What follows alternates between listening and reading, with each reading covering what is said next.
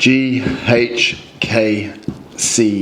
Guys, this peptide has been getting a lot of attention around skin elasticity, skin regeneration, and the beauty industry as a whole. So today I'm gonna break down GHK for you guys, run through exactly what it is, how it works, what it does, and who it might be for. So GHK-Cu is a glycine, histidine, lysine.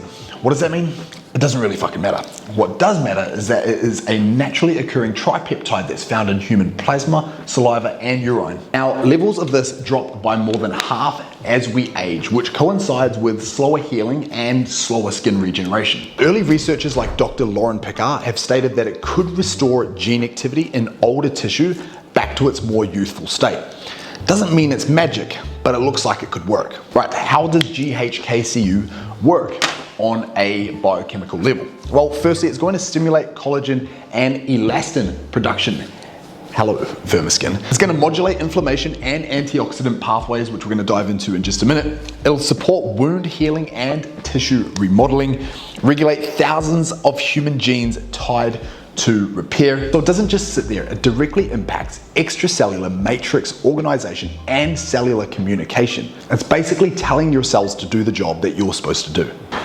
So I suppose we should ask the question now, is it safe? And the short answer is mostly yes. Research shows that copper peptides like GHK-Cu are well tolerated and active at a very low nanomolar concentration without any major safety issues. Now, some common side effects that we can see as stated here on amazingmeds.com: mild redness, temporary irritation, and possible sensitivity if combined poorly with other actives like vitamin C or AHAs and BHAs. Now the big question, do we have to inject it or can we take it orally? Now I think an important disclaimer statement here would be that injectable GHK-Cu has not yet been clinically approved by the FDA or the TGA, and while oral forms are available, the bioavailability of these oral forms are unclear. There's simply just no solid human data outcome just yet. Now let's talk about some benefits that have actually been backed by real studies. So skin and anti-aging, topical GHK-Cu has repetitively improved skin firmness and elasticity and thickness in controlled trials.